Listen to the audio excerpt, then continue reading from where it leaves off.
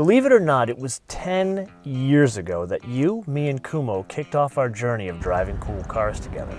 What is lesser known is Kumo and I introduced you to an entirely new character about 2 years ago, but even though you've seen her every week since then, you don't know that much about her because she's never moved. So to celebrate 10 years of MotoMan, not only is she going to move, we're going to fly her 1,512 miles from our little home here in Torrance, California, to the largest air show in the world. But come on, you know me. For this 10th anniversary celebration, we're not going to take the easy way. We're going to take not one, but a couple of detours that involve planes, even trains, and absolutely automobiles.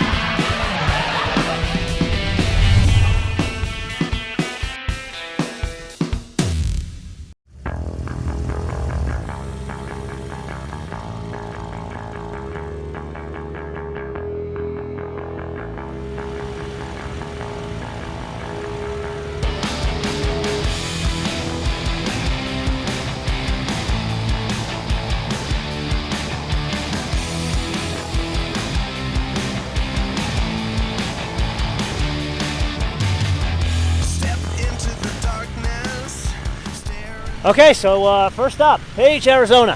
Someone definitely turned the heat on. We're here to pick up some gas. We're heading to the first problem of the trip, but not with our planes. Basically the electrical system. And so when you're driving a car, your car has one electrical system or one fuel delivery system. Planes have at least two, and the idea is redundancy for safety when you're up in the air. So when Peter was flying, he had an issue with his mags. And he was able to switch between the two systems and realized one of them was an issue. And I believe it's the right that's the issue here. So the gentleman here, we got Brian, we got Craig, and of course Peter working on it. We're going to change out one of the coils and hopefully we get back up in the air not too far from now.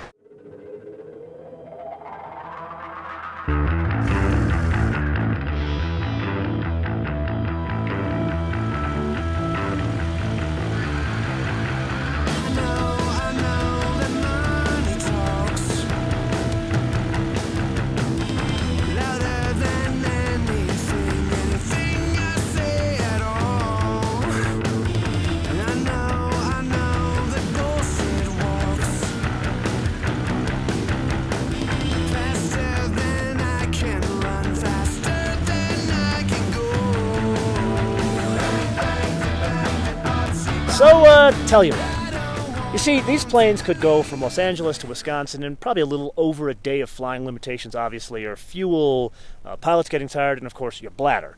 But why? Especially when you have a group of friends that have come together on this like-minded hobby. But if full disclosure is really part of this discussion, we're all kind of adrenaline/speed junkies. So why not stop in Telluride and take into account one of what used to be the best kept secrets in the world, which is summer in the Colorado Rockies.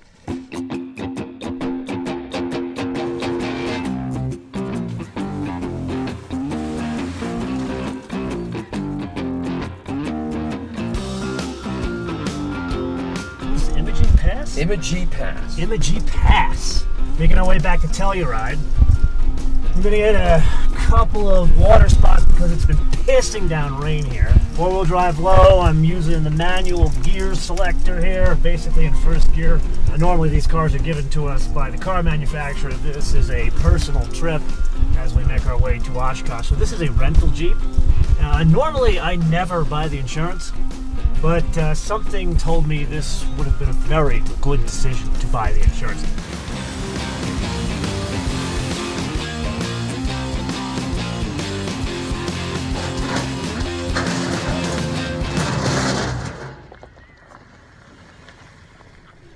So this presents a good question. How many pilots does it take to change a tire? The entire time we've been off-roading, Guido, pilot in command, he's been yakking about lunch. And I'm like, we're off-roading. We don't need to talk about lunch.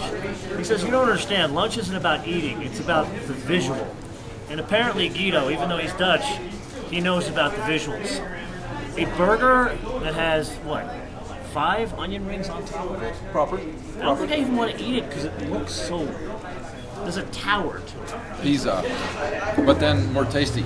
Eastern European Block L39 fighter trainer, single turbojet engine. It'll climb up as high as you want to go and go as fast as you want to go and do all the rolls and stuff that every fighter ought to do. Way cool, way fun. So basically we can't keep up with you. No, you'll be a lot slower and lower. So for the avoidance of doubt, you are a CJ pilot. You own a CJ. I do. Yes. And your background, Air Force? Air Force, yeah. And after that? I flew commercially for FedEx for 29 years. 777s? 777 captain. Yeah. Nice. So you have every type of rating. I don't know about that, but I got a few. He's being modest, because if you guys follow me on Instagram, you know that I soloed recently, and it's thanks to this man right here. You deserved it. Well, I want to say thank you again for all your help. Glad on to do it. And you mind if I take a leg and get front seat on this thing? Not at all. Let's see. Just as long as you put your credit card down to pay for the fuel. Actually, how much does the fuel cost in that? It'll burn. It'll burn about, let's see, one hour will burn about 500 gallons or so, and it's about $5 a gallon.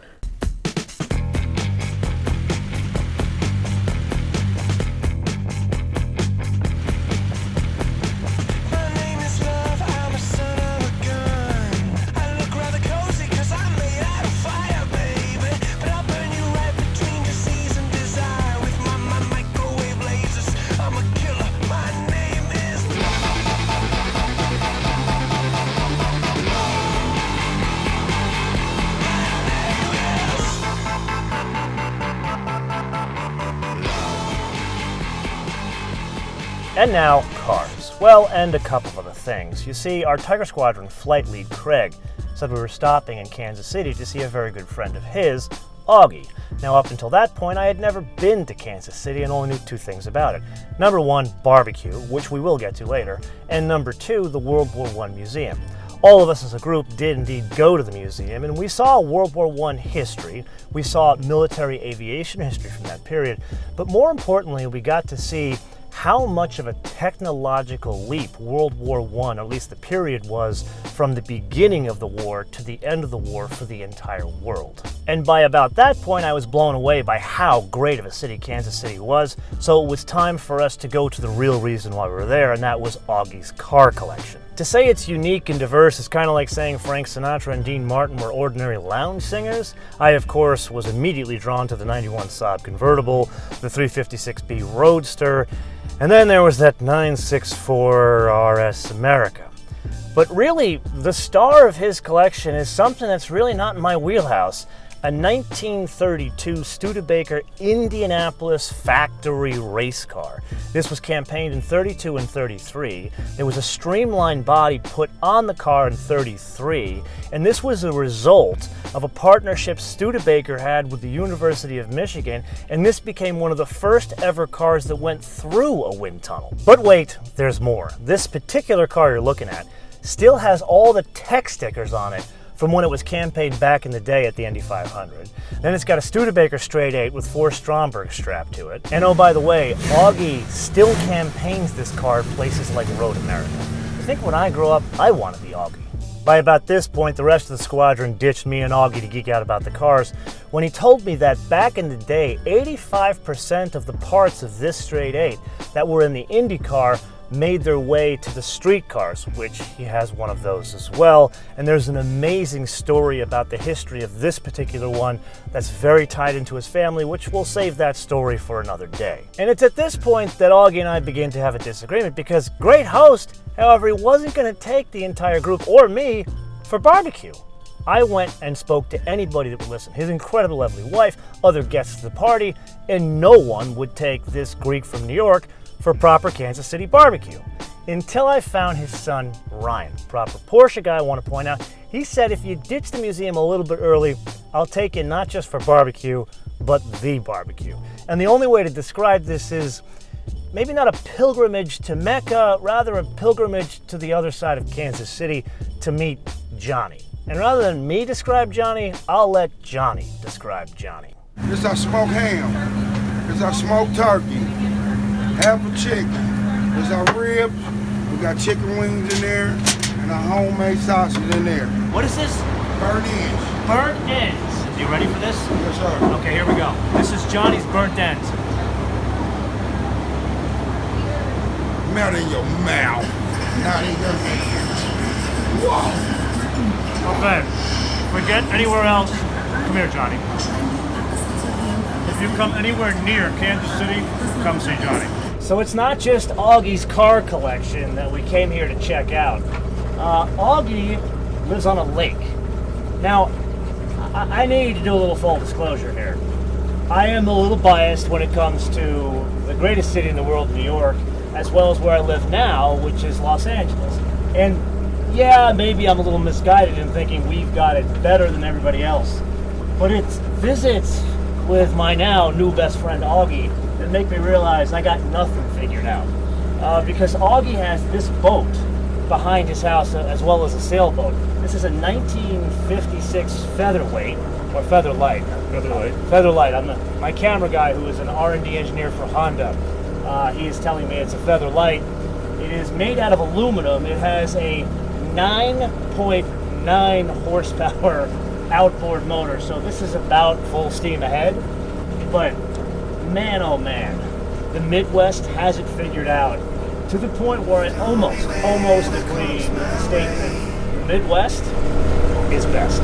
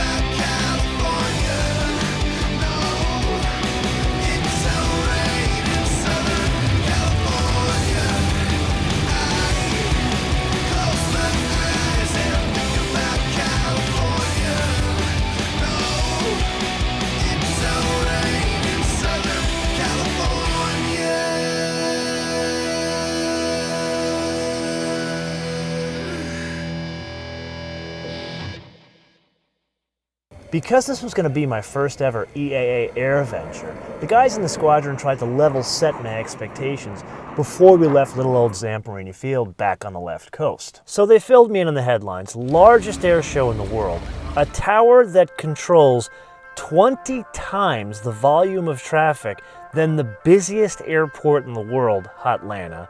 And then there's a rather unusual landing procedure. You don't get the runway to yourself. Instead, you have to share it with two other pilots who you never met before, and on top of that, you don't even get two-way communications with the tower.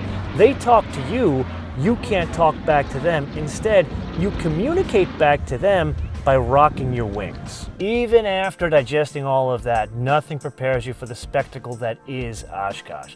They got every kind of airplane. Of course, this being the Experimental Aircraft Association, they got experimental aircraft. They got serial production aircraft. They have sort of amphibious aircraft. They got fancy aircraft. They even have aircraft that have interiors that were designed and built by Porsche. I will admit, we got to hang out with the cool kids because they put us in a dedicated Warbirds area. As cool as our little corral was, there is so much to do here. Of course, there's the museum. Then there's this old-timey airport. Then you can take a ride in a helicopter. If that's not enough for you, you can take a ride in an airplane made by Ford. Yes, Ford used to make airplanes. So as we pass the golf cart there, you're probably wondering, how big is this facility?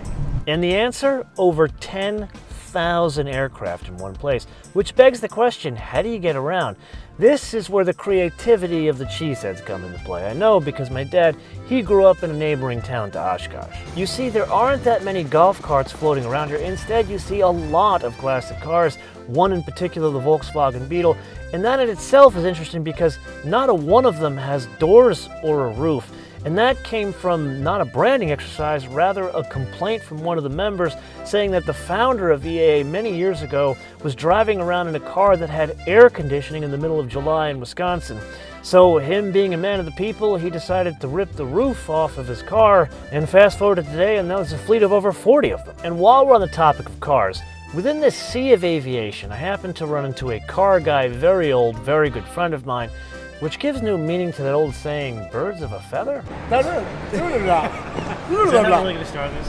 Maybe. Really? Yeah, why not? So, I came here because I'm a plane guy. What the hell are you doing here? Well, I'm out here because I built the charity car for the auction this year. We decided to celebrate the 100 years of the Royal Air Force, but not just the Royal Air Force. We did a tribute to the Tiger Squadron, which is a group of men, not trained fighter pilots, a group of pilots from the U.S. that volunteered to help the British during World War II.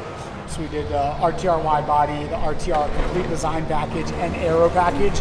So the wide body you see 50 millimeters wider on each side in the front, 75 millimeters wider on each side in the rear, made out of carbon fiber, and then we have the exposed hardware. And this started as a GT or it started as a GT350? It started as a GT. And you put on that 300 horsepower. Yep, it literally, supercharger goes on, aftercooler, all that, done. And you don't do anything else? So nope, calibration. The rear end of the transmission can handle that much torque? Doesn't void the warranty. Okay. I like how he's become a businessman. And for the avoidance of doubt, well, it depends what you do. It depends what you do, right? You could be a jerk and destroy, anyone could be a jerk and destroy a transmission. How does that work? Well, this car is toned down. This car is only 500. But my race car, it looks exactly like that, is 1,000. Okay. So you're close, 300 horsepower off. Yeah. We used to do in-dash adjustable in our race cars. Yeah. And now the Mustangs have it from the factory. So you taught Ford about the whole I'm not going to say that. He's very modest, but I'm going to give him credit. I'm going to say the technology has come a long way where it's affordable now to put in a, $30,000 to $50,000 car. I mean, so this is not going to be a $30,000 to $50,000. It's going to get a lot of money. This is not going to be that. People are paying $1,500 a plate to go to this dinner. What's the money going to that you're going to raise for charity? All proceeds of this car are going to the Young Eagles, which is EAA's effort to get youth back into aviation. The greats, Jack Roush, Carroll Shelby, have built these cars before me. So, for me, it's an honor to be looked at in that perspective and trusted. We built the car. We created the content around it. Yeah. We flew the car to the UK, to the Goodwood Aerodrome, where the Spitfires flew out of during World War II. I did donuts around the Spitfire. I raced the Spitfire. I got buzzed by a Spitfire. No, he wasn't driving it. It's too valuable. Okay. Sorry, Lord Mark. We've got 2 open drift seats in the drift car. Myself, my teammate Chelsea and Nova. You're going for a ride if we get over 400. 400. Now 410. 400. Now 410. 410 it is. 410 is the going once. No more. 1 it is going twice. 1 and 1. They're right here. Yes. 1, 2. More in the world. 3. Everybody in the room says. Nope. So let's take stock. This was a 6-day, 3,000-mile round-trip journey that had us experience virtually every mode of transportation possible. We also got to witness a very good friend of ours raise $420,000 for future pilots. And last, but certainly not least, we met some incredible people along the way. So in closing out this celebration of a decade of MotoMan, I think you now have a bit more insight as to why 10 years ago I chose to name the show MotoMan and not Carman. And it's on that note that I not only want to thank you for being part of this journey over the past 10 years, but also share my gratitude for your help in making it become the reality that it is today. Bis später.